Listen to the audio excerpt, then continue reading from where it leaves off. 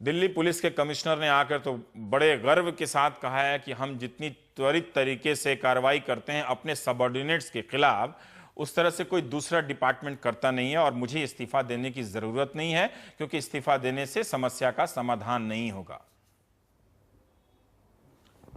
Delhi police commissioner ने आज शाम को बहुत समाधान से समझाने के लिए कोशिश किया है स्थिति क्या है। एक चीज तो सेंसेशन जो पैदा करते हैं मीडिया, जिसको घटना हुई है बहुत निंदाजनक घटना हुई है, मगर if we do not handle it soberly, calmly and आगे नहीं बढ़ सकते हम। एक एजिटेशन से सारे शहर को रुकावट देकर पर मैक्सवेल साहब, सवाल तो यही था कि 16 दिसंबर की घटना के बाद इस शहर में इतने प्रदर्शन हुए, लोग से लेकर संस्था और सिस्टम चलाने वाले लोगों ने इतनी प्रतिक्रियाएं व्यक्त की, उसके बाद भी ये हालत है कि जब पुलिस के पास वो महिला गई है, लड़की को लेकर उसका पिता गया है, तो ये प्रतिक्रिया आई है। ये गलत बात है। ये बार बार आप लोग इसको रिपीट करते रहते हो चैनल्स में। हाँ। कमिश्नर साहब ने साफ कहा कोई डिले नहीं था एफआईआर दर्ज करने में, जो कार्रवाई करने में बहुत इनफैक्ट प्रेजवर्दी कार्रवाई किया है। इतने जल्दी से इतना quick investigation, identifying, locating and arresting the accused. Not only arresting the accused, को एक्यूज्ड के बारे में कोई जानकारी नहीं थी, वो भी उन्होंने कर दिया।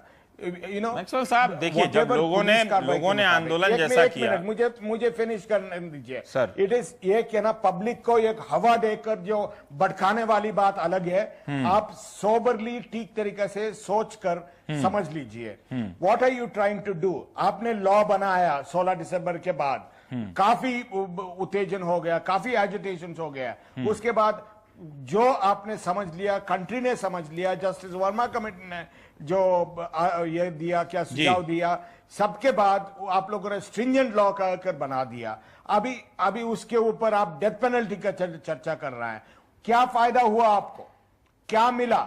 जो जब तक तो असलियत, जो असली ह्यूमन कैरेक्टर, जो सोसाइटी का कमियां आप खत्म नहीं करना चाहेंगे और उसको ठीक तरीके से उसको सुलझने के लिए आप रास्ता नहीं ढूंढेंगे, आपका लॉ और भी जो मर्जी आप करते रहिए, आप कुछ नहीं सुलझेगा, कुछ नहीं करेंगे। ठीक है, समझ लीजिए, ठीक तरीके से समझ लीजिए। नहीं, मैं समझ रहा हूं, और मैं ये भी देख रहा हूं कि 158% की वृद्धि हुई है रेप के मामलों में, और पुलिस ये क्लेम भी कर रही है कि 85% मामले निपटा भी दिए गए हैं, लेकिन फिर भी ये घटनाएं नहीं रुक रही हैं। समाज वाला सवाल सही है, लेकिन इसका मतलब ये नहीं कि कोई समस्या समाज से अगर नहीं ठीक हो तो सिस्टम वाले जिम्मेदारी नहीं लेंगे। आप जानते हैं मैक्सवेल साहब कि इस देश में कानून का इतिहास, मैं आपको सती प्रथा से लेकर मैं आपको सती प्रथा से लेकर बाल विवाह तक के 1000 ऐसे कदम गिना सकता हूं जिसमें पहले कानून बना और बाद में सामाजिक कुरीतियां समाप्त हुई हैं। तो कानून ने भी अपनी भूमिका निभाई है, ऐसी बात नहीं है। समाज का अंग हूं, ठीक है, मैं किसी का फ्लैग तो लेकर झंडा नहीं फैला रहा हूं जी। मैं इतना ही कहना चाहता हूं, as a member of the society today, as a ordinary citizen, मुझे बुलाया आपने चैनल पर, अब मेरा जो विचार है, नहीं, मैं और आपसे और आपके अनुभव से और कुछ निकलवाना जी ये कर रहा हूं। आपसे कोई लड़ाई नहीं है, समाज से लड़ाई नहीं, बिल्कुल लड़ाई नहीं। जब तक अभी ये बता दीजिए, वो जो आदमी जो एक्यूज था, एक सिंगल रूम टेनेमेंट में रहा था उधर नेबरहुड में, ठीक है, वो उसके टेनेंसी, उसका लैंडलॉर्ड ने, जो समाज का अंग है, पुलिस को रिपोर्ट दिया। ठीक है, जो समाज वाले, जो लोकल लीडर्स, जो उनका परिवार ने कुछ किया है, उनकी जिम्मेदारी समझ रहा हूं, मैं तो सारी दुनिया पुलिस के ऊपर चढ़ गई। स्वीकार कर रहा हूं मैं पुलिस पे भी जो नहीं, पॉलिटिकल लीडर्स हैं उधर के, कम्युनिटी एल्डर्स हैं, उनकी कोई जिम्मेवारी थी? उनकी जरूर जिम्मेदारी होनी चाहिए। मैं तो ये सवाल कह रहा हूं कि जब कोई साथ नहीं दे और सिस्टम है, क्या जिम्मेवारी? नहीं सर, एक सेकंड, मैं ये कह रहा हूं कि जब पुलिस वाले के पास गया है उसके पिता जब जाते हैं और तब वो कार्रवाई नहीं करते, वही पुलिस जब जितना दबाव बढ़ता है तो 24 घंटे के भीतर में सारे अपराधियों को पकड़ के ले आती है। आप जनरलाइज मत कीजिए। मैं इसी केस की बात कर रहा हूं, केस के बारे में बात, सिर्फ इसी केस की बात कर रहा हूं।